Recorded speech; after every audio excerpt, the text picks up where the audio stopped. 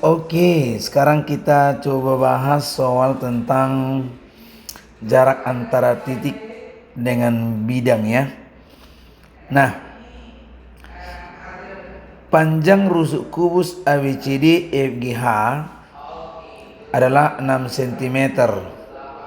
Jarak titik E ke bidang BDG adalah, nah di sini ada akar 3 ya. Kemudian 2 akar 3, 3 akar 3, 4 akar 3, dan 6 akar 3. Jadi yang pertama kita coba gambarkan dulu kubusnya ya. Nah, lihat adik-adik boleh perhatikan di sini. Nah, misalnya ini kubus. Oke.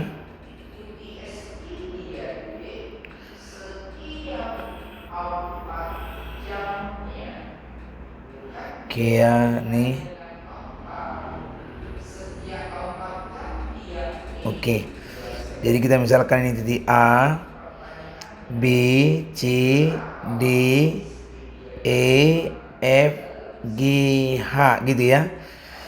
Nah, jarak titik E ke bidang BDG gitu ya. Nah, jarak titik E ke bidang ini E ke bidang BDG ya. Nah, BDG yang mana? Nah, berarti kan ini BDG. Nah, coba ya. BDG nih. Jadi yang diminta itu adalah jarak dari sini ke bidang ini, kira-kira gitu. Nah, ini kemarin nih. Jadi kan ingat bahwasannya jarak titik ke bidang adalah proyeksi daripada titik E ke bidang yang mau ditanya gitu ya. Nah, jadi kalau kita lihat di sini berarti kita coba hubungkan dulu ya, nih. Oke. Ini kan. Nah, supaya dapat dia ya. Ruas garis yang terletak pada bidang BDG. Nah, baru kita buat ini kemari. Sorry, ini.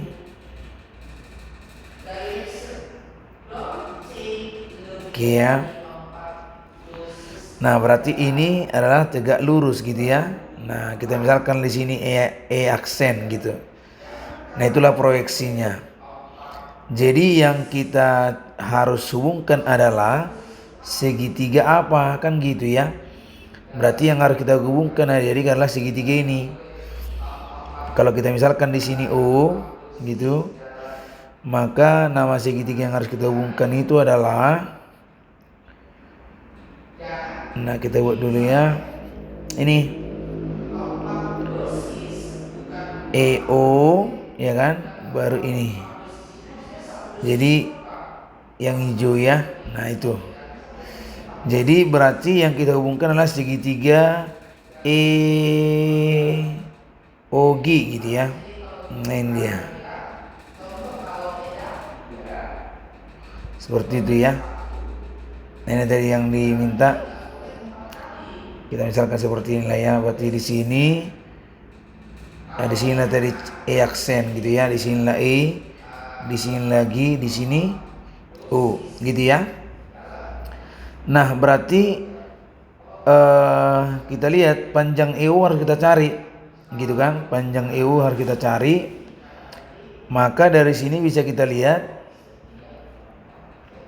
kalau kita menentukan EO ya, kita menentukan EO ya kan. EO berarti kita lihat segitiga ini A O E gitu. Berarti akar dari AE kuadrat ditambah dengan AO kuadrat gitu. Nah, akar dari berarti 6 kuadrat ditambah AO itu kan setengah akar 2 ya. Setengah akar 2 berarti setengah dari 6 akar 2. 3 akar 2 kuadrat gitu. 36 ditambah 18 berarti sekitar 54 ya. Berarti akar dari 9 kali 6 berarti 3 akar 6 ya. Oke, dapatlah ini 3 akar 6 gitu ya. Nah, kemudian kita akan tentukan panjang dari OG. Ternyata juga panjangnya sama kan, 3 akar 6. Nah, kalau ini panjang EG jelas adalah 6 akar 2. Nah, yang dicari ini kita lihat, iya kan, berarti ini. Berarti kita cari EE aksen. Nah, kalau kita perhatikan di sini ya, ini merupakan segitiga jadi EOG gitu ya. Maka boleh kita gunakan aturan kosinus ya, boleh kita gunakan aturan kosinus ya kan. Nah, kalau kita misalnya gunakan luas segitiga,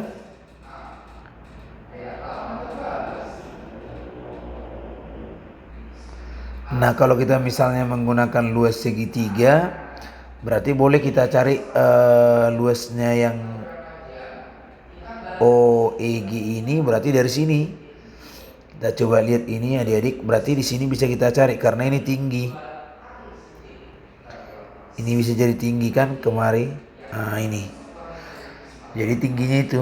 Nah, tingginya jelas 6 kan? Alasnya berarti EG. Nah, jadi kalau saya misalkan ini M gitu, berarti luas segitiganya bisa kita cari. Luas segitiga EOG gitu ya, ketepatan bisa. Berarti setengah dari EG dikalikan dengan OM. Nah, berarti setengah dari 6 akar 2 kali 6. Berarti dapatlah sekitar 18 akar 2 gitu. Bisa ya? Nah, jadi berarti kalau kita hubungkan dengan menggunakan luas, berarti luas EOG bisa juga setengah dari alasnya ini kan OG. Sedangkan tingginya adalah EE aksen.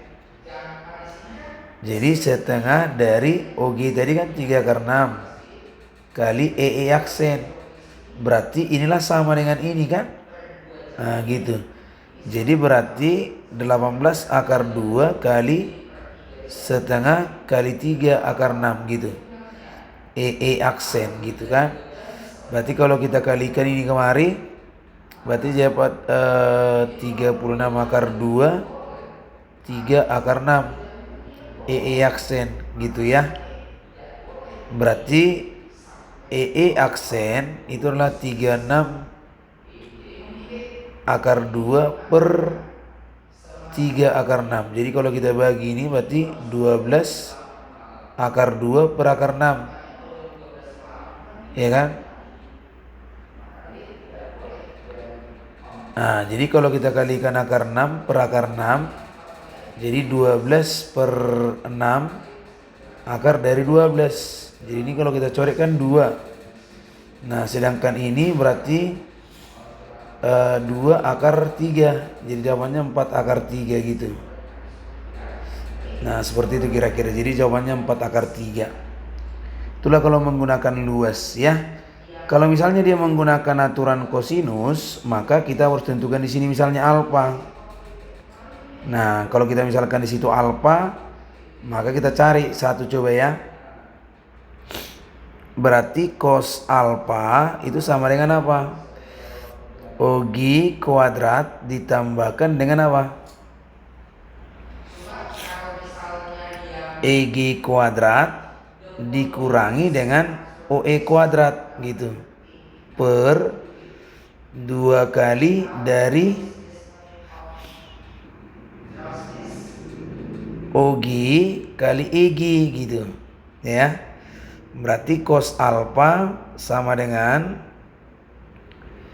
3 akar 6 kuadrat ya kan, ditambah dengan 6 akar 2 kuadrat dikurangi 3 akar 6 kuadrat gitu, dibagi dengan 2 kali ini 3 akar 6 dikali 6 akar 2. Jadi kalau ini kan habis kemari 6 akar 2 kuadrat berarti 36 kali 2 ya.